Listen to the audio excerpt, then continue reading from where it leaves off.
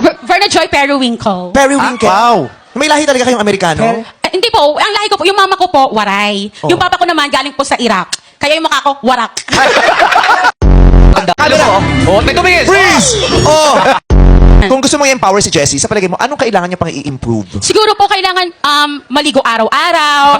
Alam, Saan ka nakukulangan kay Ate Jessie? Kulang pa yun? kulang pa sa tangos. Tangos? Ng puso, yung ganito dapat. Alam ko ino.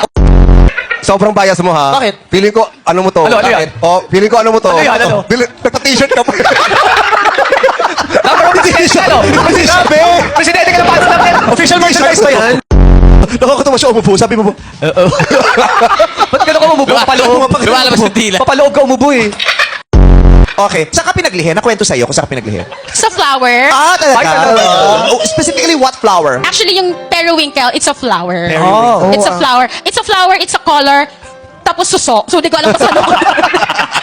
Pero feeling ko, Ano ko sa'yo, Berna, nung panahon na single ka pa, marami bang nangliligaw sa'yo? palagay nyo ba sa mukha kong to, mababakante? Accommodate everyone, Yes. di ba? Actually, that's the hardest part. Oh. Alam mo, nagigigil na ako. Isa yung consistency, nakakapikon din pala talaga. Berna, sagutin mo naman ako. What? Ilang araw nakita ko, medyo mo talaga English. Oh, hindi ka kasali! Berna, why haven't you been talking to me? Muna sandali. I've been texting you for so many days. I don't know where you've been. Where have you been? Huh? What happened? What happened, Berna? What happened? Vampire, right? Nung lumabas ka, nag-retouch si Jessie tsaka si Jimmy. Nag-retouch. Sorry ha, it's not my fault, girl. Anong naramdaman mo? Ibang titig ni Arky. Well, I'm used to it naman. Sa mga guys po na love at first sight sa akin, sorry po, I'm taken. Isa lang masasabi ko Ano dyan, yun? I pity you. Ang ganda naman po talaga ni Madam Jessie. Kaso nga lang, syempre alam mo na kung saan ka lulugar.